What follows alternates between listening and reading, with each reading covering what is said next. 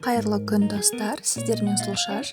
Бүгін қызылшадан жасалатын қыстық салаттың рецептімен бөлісемін. Ол үшін 4 кг қызылша, 1 кг қызанақ, жарты кило пияз, болгар бұрышы және 100 г ащы бұрыш, сарымсақтың бір басы, тұз, қант, сұйық май, сірке суы қажет болады. Қызылшамызды видеодағыдай теркадан өткізіп аламыз.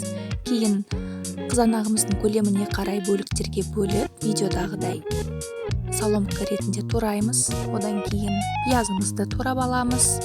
Болгар бұрышын да көлеміне қарай бөліктерге бөліп, жақсылап соломка ретінде ұсақтап турап аламыз. Соломкамызды ұсақ қылыңыз.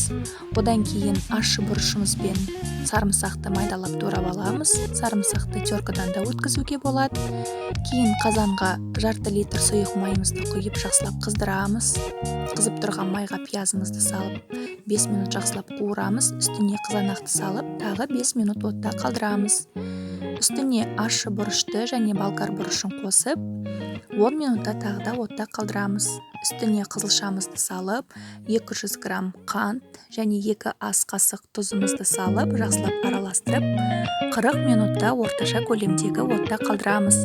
Дайын болуына 3 минут қалғанда сарымсағымызды салып, 1 шай қасық сірке суын құйып, араластырып, отта қалдырамыз. Кейін ысы күйінде банкілерімізге салып, жауып қоямыз. Ас болсын!